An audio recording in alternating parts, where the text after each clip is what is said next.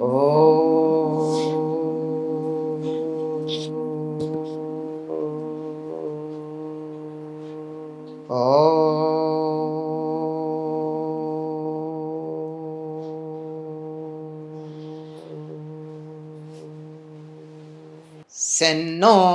మిత్రస్యం వరుణః సెన్నో భవత్వర్యమా సెన్న ఇంద్రో బృహస్పతిః సెన్నో విష్ణురురుక్రమః నమో బ్రహ్మణే నమస్తే వాయు త్వమేవ ప్రత్యక్షం బ్రహ్మాసి త్వామేవ ప్రత్యక్షం బ్రహ్మ వదిష్యామి ఋతం వదిష్యామి సత్యం వదిష్యామి తన్మామవతు తద్వక్తారమవతు అవతు మాం అవతు వక్తారం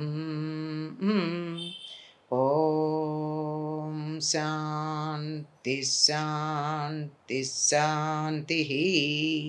శ్రీ గురుభ్యో నమః. శ్రీ మహాగణాధిపతయే నమః. శ్రీమాత్రే నమః. శ్రీరాఘవం దశరథాత్మజమప్రమేయం సీతాపతిం రఘుకులాన్వయరత్నదీపం ఆజానుబాహుమరవిందదళాయతాక్షం రామం నిశాచర వినాశకరం నమామి. హనుమత్ సీతా లక్ష్మణ భరత శత్రుఘ్న సమేత శ్రీరామచంద్ర పరబ్రహ్మణే నమః. కూజంతం రామ రామేతి మధురం మధురాక్షరం ఆరుహ్య కవితా సఖాం వందే వాల్మీకి కోకిలం. యత్ర యత్ర రఘునాథ కీర్తనం తత్ర తత్ర కృతమస్తకాంజలిం బాష్పవారి పరిపూర్ణలోచనం మారుతిం నమత రాక్షసాంతకం. ఈ దేశం ఏమిటి, సుభిక్షంగా ఉంది అని అడిగినప్పుడు రామచంద్రుడికి విశ్వామిత్రుడు చెప్తున్నాడు. రాముడు ప్రశ్న వేస్తే విశ్వామిత్రుడికి చాలా ఆనందం. తాను పరిపాలించబోతున్నటువంటి రాజ్యం ఏదైతే ఉందో ఆ రాజ్యం తాలూకు విశేషాలు తెలుసుకుంటున్నాడు. అంటే తద్వారా తాను మరింత మెరుగైనటువంటి పరిపాలన ప్రజలకు అందించటానికి కూడా అవసరమే కదా చెప్పాడు. ఏమంటే కుశనాభుడు పరిపాలించేటటువంటి ప్రదేశం ఇది. కుశుడు అనేటటువంటి మహానుభావుడు బ్రహ్మమానసపుత్రుడు ఉన్నాడు. ఆయనకి 4 కొడుకులు. మిగిలిన వాళ్ళ వివరాలు మనం ఇక్కడ చెప్పుకోవద్దు, సమయం సరిపోదు గనక. అందులో కుశనాభుడు అనేటటువంటి ఆయన ఉన్నాడు. ఆ కుశనాభుడు ఘృతాచి అనేటటువంటి అప్సరసని వివాహం చేసుకున్నాడు. ఆ అప్సరస యొక్క సౌందర్యం, ఈ కుశనాభుడి యొక్క ఈ విశేషం, ఇవన్నీ ఈయనలో ఉన్నటువంటి ఘనత, ఇవన్నీ అక్కడ చేరి ఉండటం వల్ల వారికి పుట్టినటువంటి కుమార్తెలు చాలా సుందరంగా ఉన్నారు. 100 మంది కుమార్తెలు. ఈ 100 మంది కుమార్తెలు అప్సరస తాలూకు అంశతో ఉన్నారేమో, ఆ సౌందర్యం వీళ్లల్లో ఉంది. ఈ 100 మంది కలిసి ఒక రోజున వనవిహారానికి వెళ్ళారు. చక్కగా అలంకరించుకుని రకరకాల అలంకారాలతో అసలే అందంగా ఉన్నారు. ఆ అందానికి తోడు చక్కగా తయారవడం, కనపడడం కూడా వాళ్ళ లక్షణం. ఇది మంచి లక్షణమేనండి. మంచిగా తయారవడం అన్నది చెడు లక్షణం కాదు. కాకపోతే సమయమంతా దానికే వెచ్చించటమును, దానికోసమే బతకడం అన్నది తప్పు తప్ప అలా ఉండడంలో దోషం ఏం లేదు, ఉండాలి కూడా. అలా ఉన్నటువంటి వీళ్ళంతా అలా వనవిహారానికి వెళ్ళినప్పుడు ఆ వనంలో వీస్తూ ఉన్నటువంటి వాయుదేవుడు వీళ్ళ అందాన్ని చూసి, మీరందరూ నన్ను పెళ్లి చేసుకోండి అన్నాడు. అంటే కుర్రతనం కదండి. అసలు మంచి లక్షణాలు కొన్ని ఉన్నాయి, దానికి తోడు కొంచెం ఆ కుర్రతనంలో ఉండే, టీనేజ్లో ఉండే ఆ లెక్క చేయని తనంతో ఆ వాయుదేవుడిని చూసి, నువ్వేమిటి మమ్మల్ని పెళ్లి చేసుకుంటానంటావు? మేము మా తండ్రి గారు ఎవరు చెప్తే వాళ్ళని చేసుకుంటాము, వీళ్ళు వాళ్ళని ఎవరిని చెప్తే వాళ్ళని చేసుకుంటాము, అంతేగాని నిన్నెందుకు చేసుకుంటాము అన్నారు. లేదు, మీరు చాలా అందంగా ఉన్నారు, ఈ అందం మానవకాంతల అందం ఎంతకాలం ఉంటుంది? కొంతకాలానికి పోతుంది. మీరు నన్ను గనక పెళ్లి చేసుకున్నట్టయితే మీకు అమరత్వం వస్తుంది. అమరత్వం వస్తే మీ అందం శాశ్వతంగా ఉంటుంది. సాధారణంగా ఏ ఆడపిల్లైనా పడిపోకుండా ఉంటుందండి? నీ అందం కలకాలం ఉండేట్టుగానే చూస్తాను అంటే, అందులోనూ కలకాలం అంటే ఇక బతికుండగాని కాదు, పైలోకాలకెళ్ళి అమరత్వం వస్తుంది అంటే ఎవరైనా కాస్త తలూపే అవకాశం ఉంది. కావాలంటే మా నాన్నగారిని అడగండి. నువ్వు దేవతామూర్తివి కదా, మా తండ్రి ఏం సందేహించడు, వెళ్ళి అడగచ్చు అన్నారు. అంటే నేనంత మీ నా తండ్రి గారి దగ్గరికి వెళ్ళి ఆయన మిమ్మల్ని నాకు కన్యాదానం చేసి ఇంతకాలం ఆగేట్టు లేని ఇప్పుడు మిమ్మల్ని చూస్తే నేను తట్టుకోలేకుండా ఉన్నాను అన్నాడు. అలాంటిది ఏం లేదు, మేము నీకు లొంగము అన్నారు.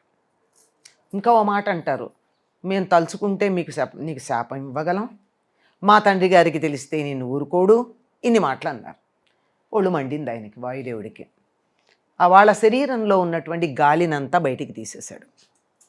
శరీరంలో ఉన్న గాలి అంతా బయటికి తీసేస్తే ఏమైనాయి, ఈ జాయింట్స్ ఉన్నాయే కీళ్ళన్నీ బిరుసుకుపోయాయి, కుబ్జలైపోయారు, పొట్టి వాళ్ళు అయిపోయారు, ఇలా గూనిలుగా అయిపోయారు.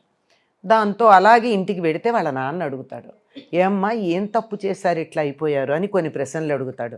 అంటే మనం సమయం లేదు గనక నీ వివరం చెప్పను, కానీ అక్కడ చెప్పినవన్నీ అడిగితే ఇవి మనుషులు చేయకూడని పనులు అనమాట.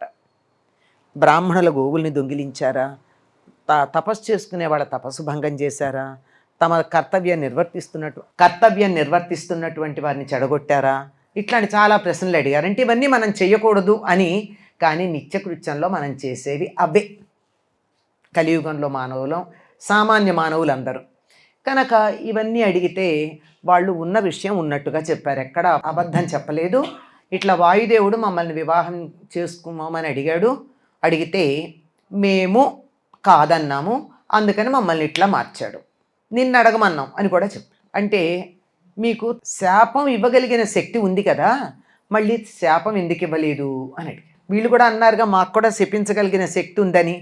చిన్నపిల్లలు, వీళ్ళకి శపించగలిగిన శక్తి ఏమిటి? ఏమీ లేదు. ఎవరైనా సరే తాము ఉన్న స్థితిలో తమ ధర్మం ఏమిటో తెలుసుకుని ఆ ధర్మంగా బతికితే అప్పుడే బోల్డ్ శక్తి వస్తుంది. ఆడపిల్లలు ఎలా బతకాలో అలా బతికారు వాళ్ళు, అంతే, అంతకన్నా ఇంకేం అక్కర్లా ధర్మ మార్గంలో. వాళ్ళు అంటారు, అటువంటి వాడి మీద మా తపశ్శక్తి ఎందుకు వృధా చేయాలి అన్నాడు. ఈ తపశ్శక్తితో ఇంకేదన్నా గొప్ప విషయాలు సాధించాలి, కానీ నా మాట కాదన్న వాడి మీద పిచ్చుకు మీద బ్రహ్మాస్త్రం వేసినట్టు వాడెవడినో ఏదో మాట అనడం కోసం మనం అనవసరంగా మా తపశ్శక్తిని వృధా చేస్తామా? కానీ అందుకని చేయలేదు. మరి గొప్ప దేవత్వం ఇస్తానన్నాడు కదా, ఎందుకు అంగీకరించలేదు అంటే, 100 మంది కుమార్తెల ఉండి నీకు కన్యాదాన ఫలితం లేకుండా చేస్తామా అన్నారు. 100 మంది కుమార్తెలు ఉన్నాం, ఒక్క కన్యాదానం గనక చేసినట్టయితే ఎన్నో యజ్ఞాలు చేసిన ఫలం ఏవేవో చాలా ఉన్నాయి కదా. మరి మేము 100 మందిని ఉండి 100 మందిని అడిగాడు కదా అతడు, ఈ 100 మందిని కలిసి అతన్ని వెంటనే అంగీకరించినట్టయితే నీకు కన్యాదాన ఫలం ఎలా ఉంటుంది? ఆడపిల్ల కావాలని ఎందుకు కోరుకుంటారండి? పూర్వకాలం ఎప్పుడు కూడా, మా చిన్నతనంలో కూడా వరకట్నం బాధలు చాలా ఉన్నా, చెప్పులు అరిగేదాకా పెళ్ళిళ్ళు కాకపోయినా, పెళ్ళిళ్ళు చేసిన తర్వాత బిచ్చమెత్తుకునే పరిస్థితి వచ్చినా, అమ్మాయి పుడితే మహాలక్ష్మి అనేవారే తప్ప మరో మాట అనేవాళ్ళు కాదు. ఆడపిల్ల పుట్టిందని పొరపాటు కూడా అనేవాళ్ళు కాదు. అమ్మాయి కోడలు ప్రసవం అయిందిట, ఏం బిడ్డ అంటే మహాలక్ష్మి అండి అని చెప్పేవారు, కానీ ఆడపిల్ల అని చెప్పేవాళ్లే కాదు. ఎందుకు అంటే ఆడపిల్ల 2 వంశాలను ఉద్ధరిస్తుంది.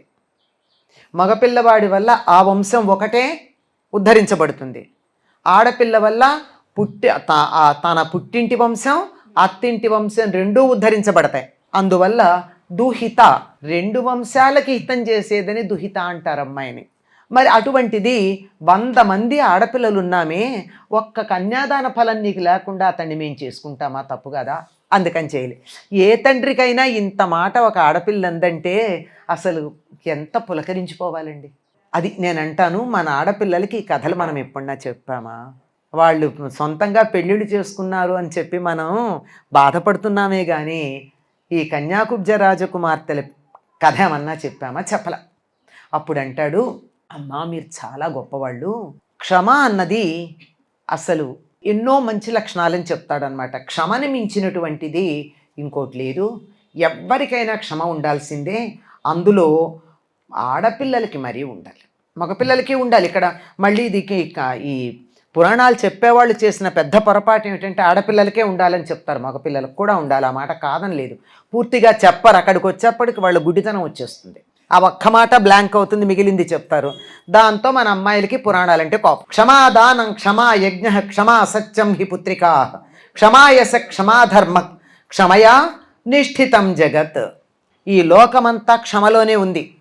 క్షమ ఉన్నట్టయితే దానం చేసిన ఫలితం, యజ్ఞం చేసిన ఫలితం. సత్యం అంటే కూడా క్షమే. క్షమ వల్లే కీర్తి వస్తుంది. క్షమే ధర్మం. క్షమలోనే ఈ లోకమంతా స్థిరంగా ఉన్నది. క్షమ అంటే ఏమిటి? నాకు చేత కాకపోతే పోన్లే, నన్ను తిడితే తిట్టాడు, వాడిని క్షమించేశా అంటే అది క్షమ కాదు. నేను వాడిని 4 కొట్టగలిగిన స్తోమత ఉండి వాడు నన్ను ఒక్క మాట అంటే ఈ అర్భకుడి మీద నాకెందుకులే అని చెప్పి వదిలేయడం క్షమ తప్ప నాకు చేతకాక వదిలేయడం క్షమ కాదు. మనకు మాట ఉందే, గాలికి కొట్టుకుపోయిన పేలపిండి కృష్ణార్పణమని. నేను కృష్ణుడికి పెట్టలేకపోయాను, గాలికి ఎగిరిపోయింది, కృష్ణార్పణం అనేసి నాకు దేవుడికి ఇచ్చిన ఫలితం రావాలని కోరుకుంటాను. అది క్షమ కాదు, అట్లా చేయడం కాదు. సమర్థుడయ్యుండి చేతనయ్యుండి అవతల వాడి పట్ల జాలి చూపించటం అన్నది క్షమ. ఎందుకు వీళ్ళు క్షమ కలిగిన వాళ్ళని చెప్పడం? శపించగలిగిన శక్తి ఉందని వాళ్ళు చెప్పుకున్నారు. తండ్రి కూడా అడిగాడు, మీకు క్షమించగలిగిన శక్తి ఉంది కదా, ఎందుకు ఊరుకున్నారు అని. కనుక క్షమని మించింది లేదు అని చెప్పి, సరే కుమార్తెల పట్ల ఆయనకి ప్రేమ ఎక్కువైంది. మరి ఈ పిల్లలకి మార్గం ఏమిటి అని ఆలోచిస్తే బ్రహ్మదత్తుడికిచ్చి వివాహం చేయాలనుకున్నారు. కాంపిల్య నగరానికి రాజుగా ఉన్నవాడు. ఎవరి బ్రహ్మదత్తుడు అంటే అసలు ఆయన పుటకే చాలా విశేషం. చూళి అనబడేటటువంటి ఒకానొక మహర్షి తపస్సు చేసుకుంటున్నాడు. తపస్సు చేసుకుంటూ ఉంటే, ఎందుకని? బ్రహ్మత్వాన్ని పొందాలి అన్న దృష్టితో. చాలామంది తపస్సులు రకరకాలుగా చేస్తారండి. ఇంద్రుణ్ణి గెలవాలి, వాళ్ళని గెలవాలి, మృత్యువు లేకుండా ఉండాలి, ఇలాంటి రకరకాల తపస్సులు చేస్తారు. ఈయన కోరుకున్నది బ్రహ్మత్వం కావాలని చెప్పి బ్రహ్మజ్ఞానం కోసం తపస్సు చేస్తూ ఉంటే, ఊర్మిళ అనబడేటటువంటి ఒక గంధర్వకాంత కూతురు సోమద అనే ఒక అమ్మాయి ఉంది. ఆ అమ్మాయికి ఎందుకో ఈయన్ని చూస్తే చాలా బాగా తపస్సు చేసుకుంటున్నాడు, ఈయనకి సేవ చేయాలనుకుంది. ఒకటండి గుర్తుంచుకోండి, ఎప్పుడైనా సరే గొప్ప గొప్ప పనులు మనం చెయ్యలేం. మనం అంటే అందరం అన్ని గొప్ప పనులు చేయలేం, ఏదో ఒకటి చేయొచ్చు, లేదా అసలు చేయలేకపోవచ్చు అనేక కారణాల వల్ల. కానీ ఎవరైనా ఒక మహత్కార్యం చేస్తుంటే అందులో కించిత్తు మనం భాగస్వామ్యం తీసుకున్నామంటే చాలా ఫలం వస్తుంది. మనం చెయ్యక్కర్లా. అందుకే యజ్ఞార్థ కర్మ అని ఒక పదం చెప్తారు. ఏమిటి అంటే, యజ్ఞం చేసేటటువంటి సమయంలో యజ్ఞశాల శుభ్రం చేసిన వాళ్ళ దగ్గర నుంచి యజమాని, హోత, ఉద్గాత ఇత్యాదులందరికీ వచ్చేటటువంటి ఫలితం లాంటిది యజ్ఞశాలని ఎటువంటి కోపతాపాలు లేక సద్బుద్ధితో శుభ్రం చేస్తే వాళ్ళకు కూడా వస్తుందట. నేను మంత్రమే చదవక్కర్లా, నేను హోమంలో నెయ్యే వేయక్కర్లా, ఏర్పాట్లే నాకు చేత అయిన పని, ఎంత చేత అయిన పనైనా అంత చేయొచ్చు, ఎంత చిన్నదైనా చేయొచ్చు, కానీ అందులో సమర్పణ బుద్ధితో చేయాలి. అట్లా గనక చేసినట్టే ఫలితం ఉంటుంది. మీకు ఒక చిన్న ఉదాహరణ చెప్తా. విశాఖపట్నంలో సత్యసాయి సేవా సమితి వాళ్ళు చాలా పెద్ద పెద్ద సంస్థలు ఉన్నాయి అక్కడ. ఉంటే ఆయన వస్తున్నారని చెప్పి చాలా ఆర్భాటంగా ఎన్నో చేస్తూ అసలు ఆయనకి ఎదురు వెళ్ళాలని దండలు ఉంటాయి కదా, చాలా ఆర్భాటాలు అన్నిటితో సిద్ధంగా ఉన్నారు. బాబావారు కారు దిగారు, కనపడలేదు. ఏమయ్యారని అందరూ వెతుక్కున్నారు భక్తులు. పూలదండలు పుచ్చుకున్నవారు, కలశాలు పుచ్చుకున్నవారు, ఇవన్నీ చాలా ఉంటాయి కదా అవన్నీ. ఈయన లోపలికి వెళ్ళి అక్కడ పని చేస్తున్న ఒక పెద్ద ముసలమ్మ దగ్గరికి వెళ్ళి, అమ్మ బాగున్నావా అని అడిగారు. ఈయన ఎవరో కూడా ఆవిడకి అంత బాగా తెలియదు, ఈయన ఎదురు చుట్టలేదు కదా. చూడగానే కాసేపటి గుర్తుపట్టి స్వామి అని నమస్కారం చేసింది. నమస్కారం చేసి, నా దగ్గరికి ఎందుకు వచ్చారు స్వామి అంటే, వాళ్ళంతా నన్ను చూడాలని చేశారు, నువ్వు నా కోసం చేసావు, నేను చూసినా చూడకపోయినా నా కోసం చేసావు కదా ఇవన్నీను అని. అది అక్కడున్నటువంటి ఆ సభ్యులందరికీ కూడా గొప్ప ఉపదేశం అండి. 1970లో అనుకుంటా జరిగింది ఈ సంఘటన, 69, 70 ఆ ప్రాంతంలో. ఇంకా స్వామి బాగా తిరుగుతూ ఉన్నటువంటి రోజులంటే భక్తులు పిలిస్తే అక్కడికి వెళ్ళి ప్రవచనాలు ఇచ్చేటటువంటి కాలంలో జరిగింది. అంటే భగవంతుడు అక్కడి నుంచి చూస్తాడు గనక ఎవరు నిఖార్సుగా నిజాయితీగా చేస్తున్నారో వాళ్ళ మీద దృష్టి పడుతుంది, ఎంత ఆర్భాటంగా చేశారన్న దాని మీద కాదు. ఇది స్వామి జీవితంలోనే ఒక ఘట్టం విశాఖపట్నంలో జరిగింది. కనుక ఒక మహత్కార్యం చేసేటటువంటి వారికి సహకరిస్తే ఆ మహత్కార్యంలో మనం కూడా భాగం పంచుకున్నట్టు, అంతే కదండి. కర్త కారయిత చైవ ప్రేరకశ్చానుమోదక. కర్త చేసినవాడు, కారయిత చేయించినవాడు, ప్రేరక నేను చేయలేనుగా నువ్వు చేస్తున్నావు కదా బాగుంది అన్నవాడు, అనుమోదక నేనేం చేయలేదు కానీ వాళ్ళు చేస్తే చూసి చప్పట్లు కొట్టా. ఈ నలుగురికి కూడా మంచి పనిలోనూ చెడు పనిలోనూ సమాన భాగం ఉంటుంది. సమభాగిన అన్నారు. కొన్ని మంచి పనులు మనం చేయలేకపోతే తేలిగ్గా పుణ్యం సంపాదించుకోవచ్చండి. చేస్తున్న వాళ్ళని చెయ్యమని చెప్పచ్చు, భుజం తట్టచ్చు. అందులో మనకి చేత అయితే ఓ రూపాయో పావలానో డొనేషన్ ఇవ్వచ్చు. అది చేయలేని పరిస్థితి ఉంటే నియమం ఏం లేదు, అది చేయలేని పరిస్థితి ఉంటే చాలా బాగా చేసావయ్యా అనొచ్చు. అది లేకపోతే మా ఇంట్లో కూర్చుని నిటా చప్పట్లు కొట్టుకోవచ్చు, ఎంత బాగా చేశారో ఎంత బాగా చేశారో అని. ఇలా 4 రకాలుగా ఒక సత్కార్యం కానీ అలే దుష్కార్యం కానీ ఈ రెండింటిలోనూ కూడా చత్వారిన సమభాగిన, నలుగురు కూడా సమమైన భాగాన్ని వహిస్తారు. ఈ సోమద ఆయనలాగా తపస్సు చేయగలదా? చేయలేదు. అందుకని ఏం చేసింది, ఆయనకి నిష్కల్మషంగా సేవ చేసింది. చాలా కాలం అలా సేవ చేస్తే ఆయన నుంచి ఏమీ ఆశించలేదు, ఏమీ కోరుకోలేదు, ఆయన నా వంక చూడాలని కూడా అనుకోలేదు ఆవిడ. అలా సేవ చేస్తే కొంతకాలం తర్వాత కళ్ళు తెరిచి తనకి ఇలా సేవ చేస్తున్న అమ్మాయిని చూసి ముచ్చటపడి నీకు వరం ఇస్తానే ఏమన్నా కోరుకోమన్నట్టు. ఇంత సేవ చేశావు, ఎప్పుడు కూడా ఎవరు ఏది ఊరికే చేయించుకోరండి, రుణపడిపోతాం, ఏదో రకంగా చేయాలి. ఏమీ లేకపోతే ఒక మంచి మాటన్నా అనాలి, వాళ్ళకి అది ఉపయోగపడేటట్టు. ఏమీ లేకుండా you can't take everything for granted, you have to pay and take. లేకపోతే అప్పున పడతాం, తర్వాత ఎప్పుడో తీర్చుకోవాలి పై జన్మలో అన్నా. సరే నీకేం ఇంత సేవ చేసింది కనుక నీకేమన్నా ఇస్తాను, వరం కోరుకోమన్నాడు. వరం కోరుకోమంటే ఆవిడ నువ్వింత బ్రహ్మజ్ఞానం కలిగినటువంటి వాడివి కదా, చమత్కారి అని వాడతాడు ఇక్కడ వాల్మీకి. ఆవిడ మాటల్లోనే ఆయనకి సజెషన్ కూడా ఇచ్చింది. బ్రహ్మజ్ఞానం ఉన్న వాళ్ళకి ఒక్కొక్కప్పుడు లౌక్యం ఉండదు, వాళ్ళ దృష్టి అక్కడే ఉంది. అందుకని చాలా చమత్కారంగా నువ్వు బ్రహ్మత్వాన్ని పొందినటువంటి వాడివి, సమస్తాన్ని జయించినటువంటి వాడివి, ఇంద్రియ నిగ్రహం కలిగినటువంటి వాడివి, నాకొక్క కొడుకును ప్రసాదించు అంది. అంటే ఇంద్రియ నిగ్రహం గలవాడంటే ఇంద్రియానికి లోలత్వం లేకుండానే నువ్వు నాకు కొడుకుని ఇవ్వచ్చు. బ్రహ్మత్వాన్ని పొందావు గనక, ఈ సమస్తంలోనూ బ్రహ్మను చూసావు గనక నువ్వు తలుచుకుంటే నాకు కొడుకు వస్తాడు. ఇలా మాట్లాడడంలో నేర్పరి ఆ సోమద. ఆ మాట అంటే ఆయనకు అర్థమయ్యింది. ఆవిడని అలా స్పృశించాడట పొట్ట మీద, ఆవిడకు ఒక కొడుకు పుట్టాడు. బ్రహ్మము వల్ల జన్మించిన వాడు గనక ఆయన బ్రహ్మదత్తుడు. ఆవిడ అడిగిందే బ్రహ్మ గురించి, అంతేగా నీలాంటి అందమైన కొడుకు, నీలాగా తపస్సు చేసే కొడుకు, లేదా నన్ను ఉద్ధరించేవాడు, వృద్ధాప్యంలో నన్ను చూసేవాడు, నాకు తద్దినాలు పెట్టేవాడు, ఇట్లాంటి కొడుకు కావాలని అడగల. ఇవే కదా మనం లోకంలో వినేవి, ఇవేవి అడగలేదు. ఇవేం అడగకుండా నువ్వు బ్రహ్మజ్ఞానివి, బ్రహ్మత్వాన్ని పొందినటువంటి వాడివి, నాకు ఒక కుమారుణ్ణి ప్రసాదించు అని. అతడు బ్రహ్మదత్తుడు. పుట్టడంతోనే బ్రహ్మ తేజస్సుతో పుట్టాడు. కాంపిల్య నగరానికి అతన్ని రాజుగా చేసుకున్నారు. అతడి వర్చస్సుని అన్నిటినీ చూసి అక్కడి వాళ్ళు తమకి రాజుగా కావాలన్నారు. ఆ కాంపిల్య నగరానికి రాజు అయినటువంటి బ్రహ్మదత్తుడిని ఆహ్వానించి నా కుమార్తెలు 100 మందిని నీకు నేను ఇస్తాను అన్నాడు. ఆ మాట అంటే బ్రహ్మదత్తుడు సంతోషించాడు. ఈయన ఒక్కొక్క అమ్మాయిని పాణిగ్రహణం చేయడానికి ఇలా చెయ్యి పట్టుకుంటే ఆవిడకున్న కుబ్జత్వం పోయింది. 100 మంది ఆ విధంగా వెళ్ళారు. సోమద చాలా సంతోషించింది. సంతోషించి ఆ కోడలను ఆదరించింది. ఇంత బాగానే ఉంది, ఉన్న 100 మంది అమ్మాయిలు పెళ్లి చేసుకుని వెళ్ళిపోయారు. ఇప్పుడు కుశనాభుడికి పిల్లలేరి అంటే ఆడపిల్లలు ఉన్నంతకాలం మరో సంతానం కావాలని కానీ కొడుకు కావాలని కానీ అక్కడ ఆలోచన చేయలేదు. పుట్టారు కదా అయిపోయింది అంతే. అటువంటి సమయంలో కుశనాభుడికి అప్పటికి ఆలోచన వచ్చింది. ఏమని, మరి వంశోద్ధరణ జరగాలి కదా, నాకు కుమారుడు కావాలి అని యజ్ఞం చెయ్యాలనుకున్నాడు. యజ్ఞం చెయ్యాలి అని అనుకోగానే కుశనాభుడి తండ్రి కుశుడు వచ్చి నువ్వు యజ్ఞం చేశాక నీకు ఒక కుమారుడు పుడతాడు, వాడి పేరు గాధి, అతడి వల్ల మీ వంశం వృద్ధి చెందుతుంది అని చెప్పి ఆయన వెళ్ళిపోయాడు. ఆ వెళ్ళిపోయిన తర్వాత ఈయనకి గాధి అనేటటువంటి కుమారుడు పుట్టాడు. కుశనాభుడికి ఘృతాచికి. ఆ గాధి రాజ్య పరిపాలన చేశాడు. నేను ఆ గాధి కొడుకునయ్యా అని చెప్పాడు విశ్వామిత్రుడు. ఈయన గాధేయుడు అనే పేరు కూడా ఉంది కదా.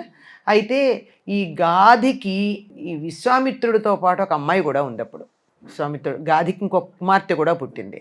ఆవిడ పేరు సత్యవతి. ఇంతకుముందు ఒక మాట చెప్పాను నేను, మళ్ళీ మనస్సులో పడాలి అని. ఎందుకంటే ఒక్కసారి చెప్పి కథలాగా వెళ్ళిపోతే గుర్తుండదండి. 2-3 సార్లు క్రాస్ చేసుకుంటేనే మళ్ళీ మళ్ళీ చెప్తే గుర్తుంటుంది. ఈ సత్యవతి చాలా రుచీకుడు అనబడేటటువంటి ఒక ఋషికి ఇచ్చి వివాహం చేశారు. ఇంత రాజకుమార్తె అక్కడ రుచీకుడు అనేటటువంటి ఋషికి భార్య అయింది. ఆవిడ ఎంత గొప్ప ప్రవర్తన కలిగిందంటే తన పాతివ్రత్యంతో సశరీరంగా స్వర్గలోకానికి వెళ్ళిపోయింది. కానీ ఈ స్వర్గానికి వెళ్ళిన వాళ్ళు ఎవ్వరూ కూడా అక్కడ ఉండాలనుకోరండి. ఎందుకంటే స్వర్గము భోగభూమే తప్ప అక్కడ ఉన్న వాళ్ళు ఇంకా ఉన్నత స్థితికి వెళ్ళే అవకాశం ఉండదు. అలా వెళ్ళినటువంటి ఆవిడ ఈ లోకంలో ఉన్నటువంటి వాళ్ళందరినీ ఉద్ధరించటం కోసం మళ్ళీ నదిగా మారింది. దాన్ని కౌశికీ నది అంటారు. అంటే కుశికుడి వంశంలో పుట్టినటువంటి అమ్మాయి కనుక సత్యవతి ఇప్పటికి కూడా కౌశి అనే పేరుతో, కోసి అనే పేరుతో ఉన్నదట హిమాలయాల్లో. ఆ కోసి నదీ తీరంలో నేను ఉంటాను. మా అక్కగారి మీద ప్రేమ కొద్దీ ఆవిడ సాన్నిధ్యంలో ఉన్నందువల్ల నాకు కూడా ఆవిడ యొక్క పవిత్రత నాకు కూడా అంటుతూ ఉంటుంది. కానీ ఇక్కడ నేను యజ్ఞం కోసం ఇక్కడికి వచ్చానయ్యా, నేను ఉండేది అక్కడ అని చెప్పాడు విశ్వామిత్రుడు. ఈ సత్యవతి గురించి ఇంకొక మాట చెప్పాలి. ఏమిటి అంటే, ఈ సత్యవతి రుచీకుడనే ఋషికి భార్య అయింది కదా. వాళ్ళకి ఇక్కడ రాజకుమార్తెగా ఉన్నటువంటిది అక్కడ ఒక ఋషికి భార్యగా ఉండి ఆ పరిస్థితులన్నింటినీ చాలా జాగ్రత్తగానే ఆవిడ మెయింటైన్ చేసుకుంది.